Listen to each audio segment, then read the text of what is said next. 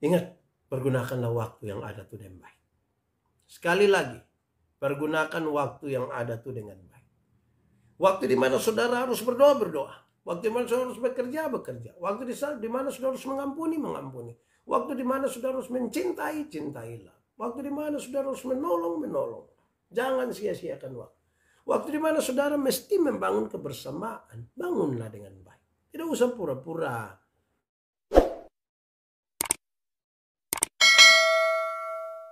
Mari kita berdoa. Ya Tuhan Allah, Bapa pengasih dan penyayang, terima kasih banyak, izinkan kami dengan orang-orang terkasih dalam hidup kami mendengarkan firman-Mu. Kami belajar sesuatu dari firman-Mu. Dan kami pakai itu dalam hidup kami. Terpujilah nama Tuhan. Jauhkan semua penggoda pencobaan. Biar dalam damai-Mu kami belajar firman Tuhan. Terima kasih, kami rindu pada firman-Mu.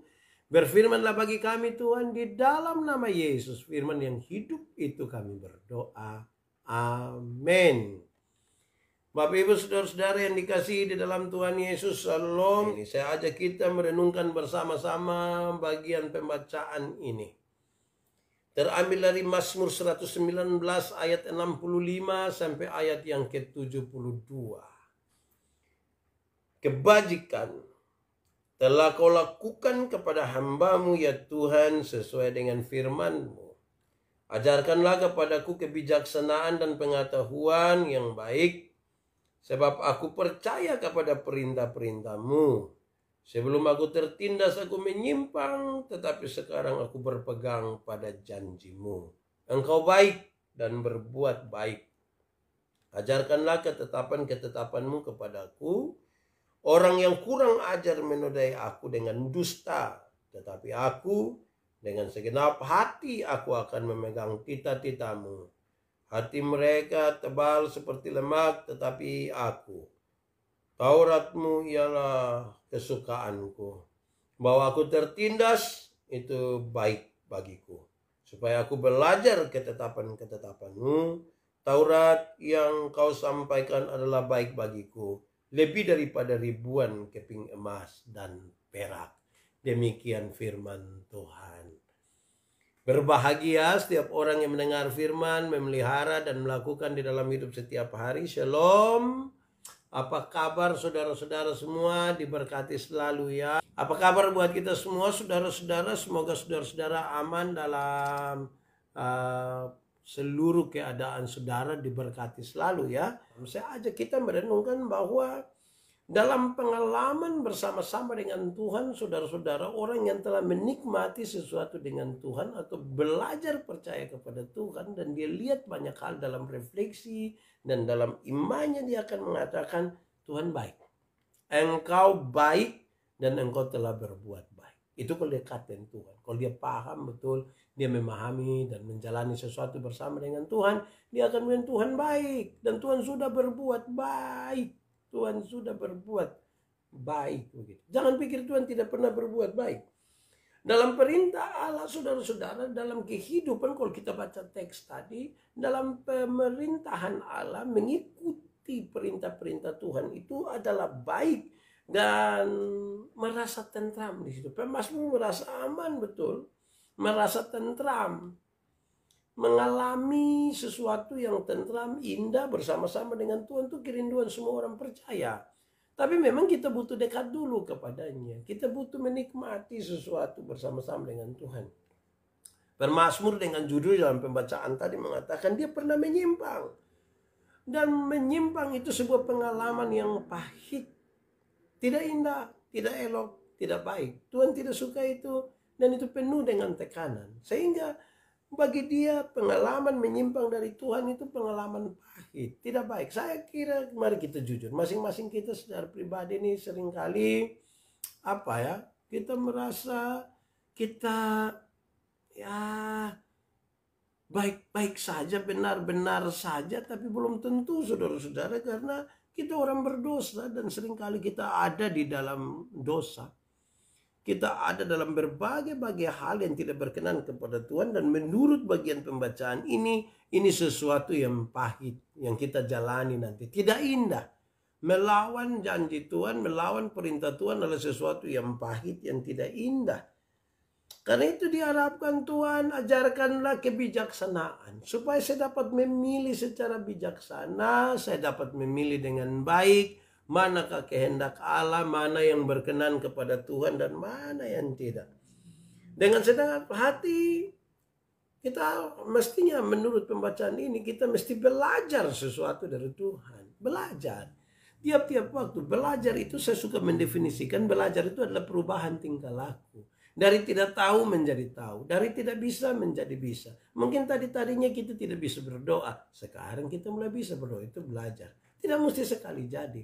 Mungkin tadinya kita tidak bisa memaafkan. Sekarang kita mulai bisa memaafkan. Mungkin tadinya kita orang yang sombong. Dan sekarang kita belajar untuk merendahkan diri. Dulu kita mungkin adalah orang yang suka merendahkan orang lain. Dan dalam belajar dari hikmat dan kebijaksanaan yang Tuhan berikan buat kita, kita mulai belajar untuk mulai lebih menghormati orang lain. Kira-kira itu yang ingin diungkapkan oleh pemazmur dalam pembacaan tadi, untuk menegaskan bahwa kalau bersama Tuhan ada ketentraman, ada kebaikan, ada sukacita, ada damai sejahtera. Dan penyimpangan melawan dengan perintah Tuhan itu adalah pilihan terhadap kepahitan. Pilihan kepada jalan yang salah dan tidak akan pernah mendatangkan kebaikan. Mungkin dia baik beberapa saat dan kemudian membawa kita kepada kebinasaan. Saudara-saudara, mari kita lihat bagian-bagian yang perlu kita renungkan malam hari ini, saudara, bahwa banyak ketetapan dan hukum Taurat yang secara konkret berbicara tentang kebaikan. Berbicara tentang kebaikan, keadilan, tentang kebenaran. Berbuat baik, berbuat adil, dan hidup di dalam kebenaran. Karena itu, berbagai-bagai peraturan, ketetapan, dan hukum seperti yang ada di dalam Alkitab mestinya ditaati. Bayangkan kalau orang hidup di dalam kebaikan, orang hidup di dalam keadilan, orang hidup di dalam kebenaran, bukan dirinya saja yang akan menikmati kebaikan-kebaikan itu, tetapi sebuah tempat di mana dia ada atau di mana dia hidup bersama dengan orang lain mendapat berkat dari itu, dari kehidupan di tengah-tengah kebenaran, keadilan, dan di tengah-tengah kebaikan. Tidak mungkin orang tidak menikmati sesuatu di situ, pasti. Saudara, jikalau kita gagal menguasai diri, kalau kita gagal menguasai diri, kita gagal menyangkal diri dan mengasihi, kalau kita gagal dalam mengasihi, maka kita sendiri akan ditolak. Kuasai diri, menyangkal diri, mengasihi, ini bagian yang mesti kita jalani. Dan untuk kita jalani, kita lakukan ini, memang ada hukum-hukum yang mengatur itu. Kasihilah sesama manusia seperti yang kau menyangkal dirimu, seperti yang kau mengasihi dirimu sendiri. Juga tentang penyangkalan, menyangkal diri, bukan menyangkal Tuhan. Kira-kira yang dialami oleh Petrus, menguasai diri, kuasailah dirimu dan jadilah tenang supaya kamu dapat berdoa. Kalau kita gagal melakukan ini, saya kira kita tidak ada di Tuhan. Kita tidak ada di hadirat Tuhan. Kita lagi memilih jalan sendiri. Keluar dari apa yang Tuhan mau adalah jalan yang pahit. Tuhan menginginkan hal-hal yang sebenarnya mendatangkan kebaikan bagi kita dan juga komunitas kita. Baik keluarga, baik persekutuan bergereja, baik persekutuan bermasyarakat. Kalau hal-hal ini, saudara bayangkan, kalau orang-orang bisa dapat menguasai diri. Orang menguasai diri itu artinya orang yang tahu tujuannya kemana. Dia mau pergi dengan cara apa. Itu orang yang bisa kuasai diri. Jadi kalau dia dari sini dia mau ke gereja, di tengah jalan ada godaan untuk serong kiri, serong kanan. Tidak. Saya mau pergi gereja, jangan ganggu saya. Nah, orang yang biasa kuasai diri itu aman. Yang biasa jadi soal itu kalau kita tidak kuasai diri. Bayangkan kalau suami tidak bisa kuasai diri. Istri tidak bisa kuasai diri. Anak-anak tidak bisa kuasai diri. Bayangkan kalau saudara baru dapat gaji 5 juta lantas tidak bisa kuasai diri. Lihat segala macam yang ada di mall, mau beli habis semua. Bisa mati. Karena kuasai diri itu penting. Membawa ketentraman juga bagi kita. Jaga kita buat. Kalau saudara emosi terhadap seseorang atau sebuah keadaan, kuasailah diri. Itu membuat kita aman. Berbuatlah begitu rupa supaya kita menyangkal diri itu artinya ingin mengatakan bukan saya. Orang menyangkal diri tidak akan menyombongkan dirinya. Orang yang menyangkal dirinya dia akan mengatakan bahwa dia sampai seperti ada hari ini semua karena Tuhan saja, bukan karena dia. Dia siapa? Dia bukan orang yang hebat, yang luar biasa dan lain sebagainya. Ya, menyangkal diri, hidup dalam kasih. Betapa indahnya toh. Semua jadi aman di situ. Saudara-saudara, jika orang tidak bersedia untuk mendisiplinkan dirinya, maka ia akan merusak dan merugikan dirinya dan orang lain. Orang kalau tidak sudah melakukan itu semua tadi, menyangkal diri, kasih, menguasai diri. Ini semua bagian dari mana orang mendisiplinkan diri. Orang kalau berhasil mendisiplinkan diri, atur dirilah. Saya ngomong disiplin ini susah teman. Mendisiplinkan diri, orang bisa mengatur diri, itu baik bagi dirinya, baik juga bagi orang lain. Tapi kalau dia tidak bisa menguasai dirinya, maka dia membawa masalah yang merugikan dirinya sendiri dan juga orang lain. Kalau semua orang misalnya ikut peraturan lalu lintas misalnya begitu. Kalau semua ikut peraturan baik-baik, kecepatan diatur, terus pakai helm, segala macam, itu aman toh. Mendatangkan kebaikan toh. Tapi bayangkan kalau tidak pakai helm lagi, ugal-ugalan lagi, terus motor ban ada 2, tapi dia hanya pakai 1 saja jalan, kan orang lain sudah hati-hati, tetapi bisa saja dia jadi susah gara-gara kita yang tidak hati-hati. Kenapa? Karena orang tidak mampu mendisiplinkan dirinya. Bagian-bagian ini penting untuk kita lihat bahwa kita punya kecenderungan untuk mendisiplinkan orang lain, menilai orang lain, tetapi sulit sekali untuk kita mengatur diri kita paling tidak dalam 3 hal tadi. Menguasai diri, menyangkal diri, dan melakukan kasih. Kalau ini bisa dilakukan secara baik, saudara bisa membayangkan sebuah keadaan yang sungguh indah. Sebuah keadaan yang baik, yang kondusif untuk orang membangun kehidupan dalam kebersamaan. Disitulah nilai-nilai agama, disitulah nilai-nilai iman bisa dinyatakan secara konkret di tengah-tengah banyak orang. Saudara-saudara, tetapi kita mesti semakin meyakinkan diri kita bahwa ada dorongan untuk menjalankan kewajiban. Dorongan itu mestinya ada betul-betul di dalam diri kita. Mari kita bersama-sama. Suami meminta kepada istri, istri meminta kepada suami. Kita saling mendorong, membangun percaya diri untuk berbesar hati, untuk tetap tekun, untuk tetap bisa menjalankan semua dengan baik. Bersama-sama menuju apa? Menuju tujuan yang ingin kita capai. Saudara, kehidupan manusia, orang-orang percaya di dunia sebenarnya tujuan apa? Satu saja, memuliakan Tuhan Allah. Kalau kita ingin bersama-sama dalam memuliakan Tuhan Allah, mendatangkan tanda-tanda damai sejahtera, sukacita, dan kerajaan Allah di tengah-tengah dunia, saudara bisa bayangkan dorongan itu harus mendorong kita dengan begitu kuat. Dia menjadi penggerak untuk kita melakukan apa saja tadi dalam penyangkalan diri, di dalam kasih, dan sekaligus dalam penguasaan diri. Kalau itu terjadi, betapa luar biasanya hidup.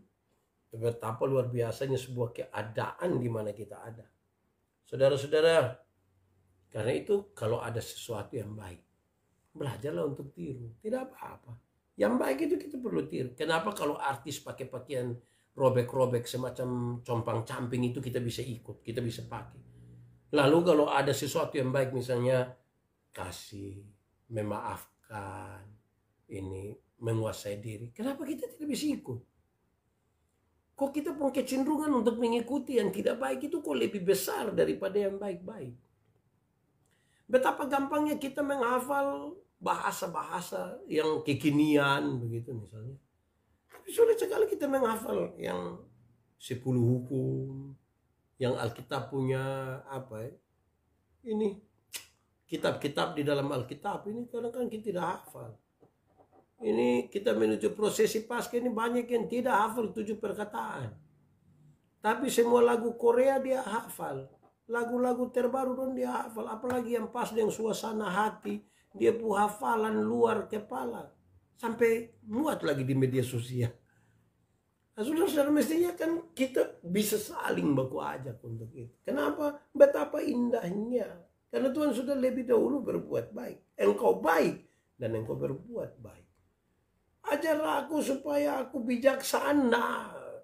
Aku pernah jauh dari Tuhan, pernah menyimpang daripada perintah Tuhan, dan itu jalan yang pahit. Sekarang kita mau belajar bersama meniru yang baik. Yang Tuhan mau ajarkan buat kita. Barang siapa percaya kepada Tuhan, melakukan pekerjaan yang Tuhan lakukan. Dan itu baik. Yohanes pasal 14 ayat yang ke-12. Barang siapa percaya kepadaku, melakukan pekerjaan yang aku lakukan. Sungguh indah kan?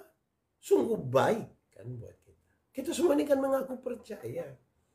Tetapi mari kita lebih aplikatif. Tidak hanya sekedar kata-kata dan pengakuan yang keluar dari mulut. Ada hal lebih di situ. Saudara-saudara, dorongan-dorongan tadi untuk melakukan yang baik, untuk mengikuti yang berkenan kepada Tuhan, membuat kita percaya diri dan berbesar hati untuk melakukan itu. Kalau itu tidak menguasai kita secara baik, maka jangan-jangan kita bisa mengalah kepada kecenderungan yang diinginkan oleh kedagingan. Kita bisa kalah terhadap sesuatu yang memenjarakan tubuh kita dan keinginan-keinginan jasmani, serta nafsu dan keinginan-keinginan daging lainnya. Ini semacam ada pertarungan di sini.